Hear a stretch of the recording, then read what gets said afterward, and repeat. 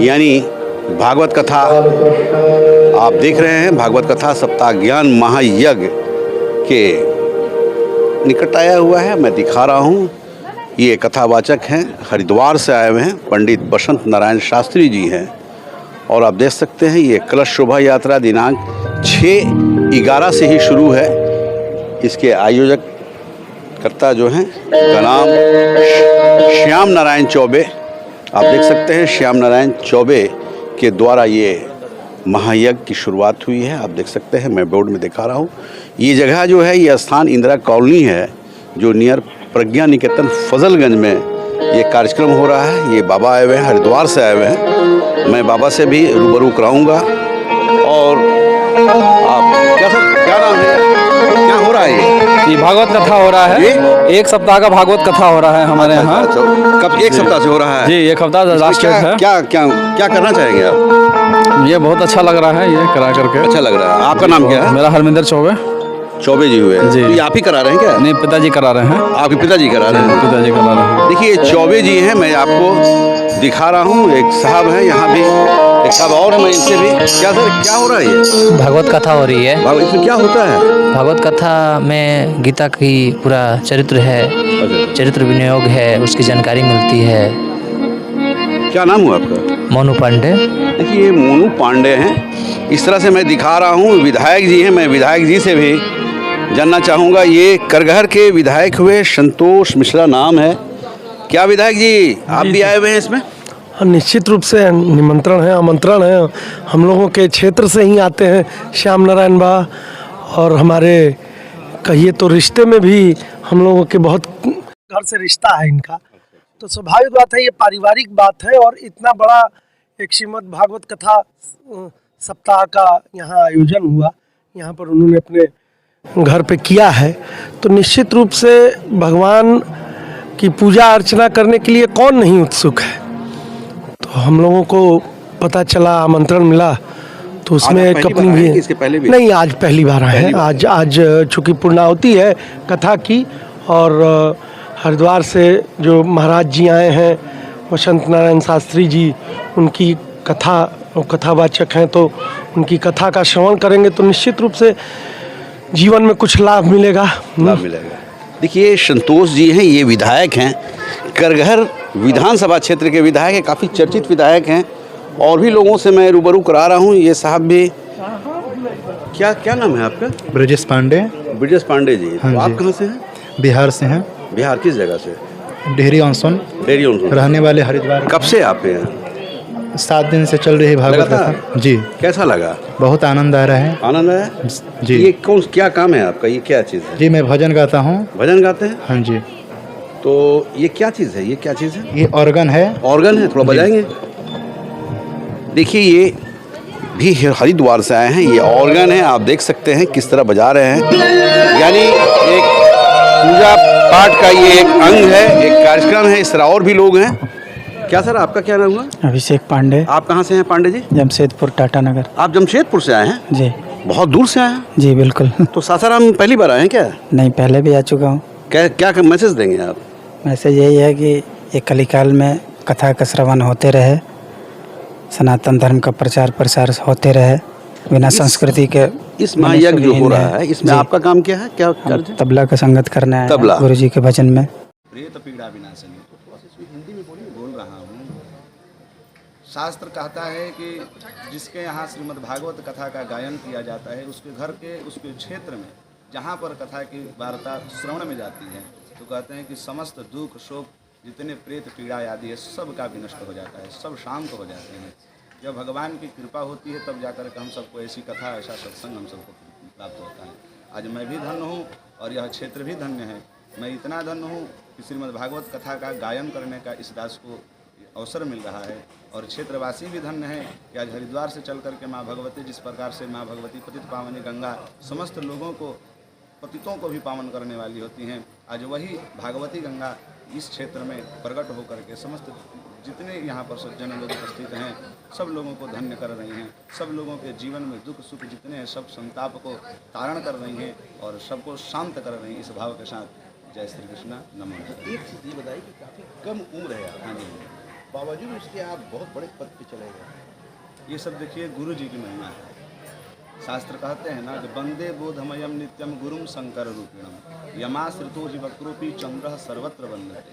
जिस पर भगवान गुरुदेव की कृपा हो जाती है, भगवान की कृपा होती है महाराज, वो चींटी से भी पहाड़ बन जाता है। एक रज भी जो होता है ना, धूल, वो भी रेणु पर्वतः समः भूयते। रेणु जो होता है, कण होता है, वो पर्वत के समान हो जाता है भगवान की कृपा से। ये सब माता पिता का आशीर्वाद और गुरुदेव की कृपा और भगवान की कृपा है। नारायण। देखिए ये हरिद्वार से हैं, आप देख रहे हैं नाम इनका कितना प्यारा है। पंडित बसंत नारायण शास्त्री जी हैं ये, और इन्होंने जो कहा आप लोगों ने सुना, मैं दिखा रहा हूँ, लाइव करा रहा हूँ।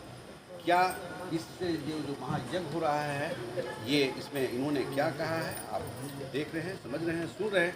मैं कैमरामैन को कहूँगा कि कुछ हमारी माता श्री भी हैं, यहाँ कुछ महिला भी बैठी, गाँव से भी आप लोगों को रूबरू करा रहा हूँ। क्या उनका कहना है, क्या उनकी सोच है, मैं उनसे जानना चाहूँगा। हर विधानसभा के विधायक हमारे संतोष भैया जी कृपया हमारे महाराज जी के पास आएं और महाराज जी का आशीर्वाद प्रदान करें। महाराज जी से आशीर्वाद लें, प्रदान नहीं करें। हम नहीं प्रदान कर सकते। Hello hello. देखिए ये सब विधायक जी हैं, करगहर के विधायक हैं संतोष मिश्रा। ये प्रेम से बोलिए वत्सल भगवान की। ये माल्यार्पण कर रहे हैं और बाबा को आशीर्वाद दे रहे हैं। महाराज जी हरिद्वार से चलकर आए हैं, जिनका नाम मल्यापन नारायण शास्त्री जी हैं। ये आप देख सकते हैं कि विधायक जी को भी काफ़ी सम्मान किया गया है। विधायक जी भी आप चौबे जी को काफ़ी सम्मानपूर्वक कहा जाता है कि घर के आंगन से संस्कार मिलता है, तो निश्चित रूप से विधायक जी के पिताजी जो पंडित नारायण मिश्र के नाम से जाने जाते थे, उन्होंने संस्कार दिया है। आज चौबे जी का किस तरह से सम्मान किए हैं आपने खुद देखा। और इस तरह से स्टेज पे हैं, चौबे जी हैं, विधायक जी हैं, उनके साहबजादे हैं, ये सारे लोग स्टेज पे हैं, आप देख सकते हैं, दिखा रहा हूँ मैं। हम यही चाहेंगे संतोष भैया से दो तीन सब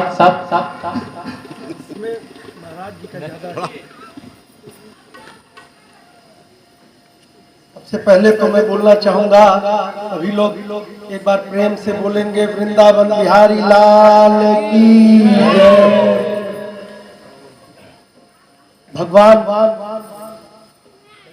कृष्ण की छत्र छाया में इस क्षेत्र में इस जगह पे आप बोलेंगे। हम लोगों के अभिभावक बाबा की मेरी बड़ी माँ जो थी आपसे मतलब रिलेटेड थी, आपसे मतलब रिश्तेदारी थी, उनका पटवा की बड़की माई से हम रहे ना, तो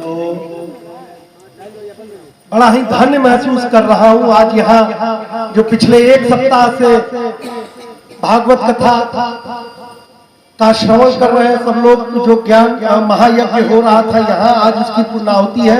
पूर्णाहुति के अवसर पर पंडित बसंत नारायण शास्त्री जी महाराज जी, जो कि हरिद्वार से यहाँ चलकर हम सभी को और आप सभी को, जितने हमारे अभिभावक बैठे हुई हैं, माताएं बैठी हुई हैं, जो हमारी बहनें हैं, बड़े हमारे बुजुर्ग हैं, अभिभावक हैं, युवा साथी लोग भी हैं यहाँ आसपास के, और चौबे बहुआरा से भी जितने हम लोग के, चाहे हम लोग के क्षेत्र से जितने लोग, अभी बहुत लोग आने वाले हैं, अभी तो कार्यक्रम की शुरुआत ही होने वाली है।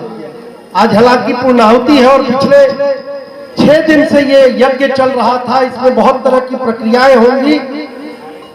भगवान को श्रवण करने का और जो कथा सुनाने वाले हैं, चाहे जो वाद्य यंत्र में यहाँ जितने लोग, जितने महाराज जी लोग बैठे हुए हैं, आप अभी महाराज जी की उम्र देख सकते हैं, किस प्रकार से भगवान की कथा में वो स्वयं लीन है, किस प्रकार से वो हम लोगों को जो सुना रहे हैं। आज के हमारी संस्कृति में आज जिस तरह का युग है, जितना तेज चल रहा है ये युग, मोबाइल का युग हो गया, डिजिटल हो गया, बहुत सारी चीजें हो गई, लेकिन इस तरह की संस्कृति, जैसा कि अभी श्याम नारायण बाबा कह रहे थे कि सबको सुनना चाहिए, सबको कराना चाहिए, भागवत कथा का श्रवण करना चाहिए लोगों को, हम लोगों को, क्योंकि हम धीरे धीरे अपनी संस्कृति को विलोपित करते जा रहे हैं। तो अपनी संस्कृति को किस भागवत को सुनेंगे नहीं, क्योंकि भागवत में भगवान ने सब कुछ दिया हुआ, सारा कुछ। हम जीवन में आज क्या कर रहे हैं, जन्म लेने से लेकर मृत्यु तक अगर देखा जाए तो भगवान ने सब कुछ बताया हुआ है।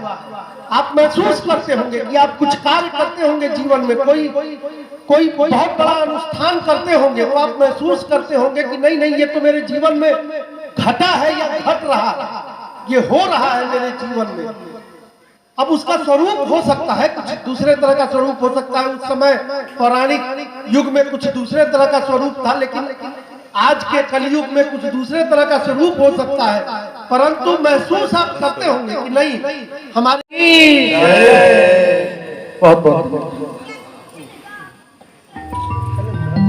महायज्ञ में कुछ महिला भी शामिल है। क्या दीदी क्या कहना चाहेंगी आज यज्ञ में? क्या बोलेंगी जी? बोलिए, जो बोलना है बोले, उसमें अच्छा लग रहा है बोल दीजिए। कुछ महिला है, मैं उनसे भी आप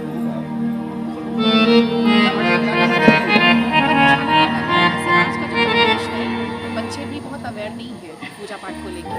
हमारे घर के छोटे बच्चे हैं, चीजों को देख के सीख रहे हैं, और इसका एक साइंटिफिक भी है कि अगर हमारे वायुमंडल में जो फल रही है, तो इन सब का बहुत बड़ा महत्व है। हमारे ये भागवत की कथा श्री बालकृष्णाय नमः। क्या मैसेज देंगे महिलाओं को? श्री सद्गुरु चरण कमलेभ्यो नमः। जैसे राम लीला है, सारी कथाएं इसमें है।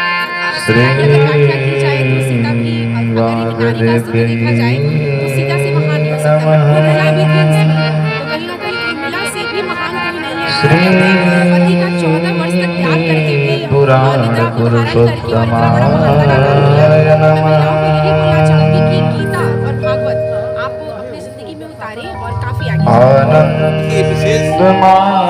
आनंदकर प्रसन्नम् ज्ञान स्वरूपं निज बोधयुक्तम्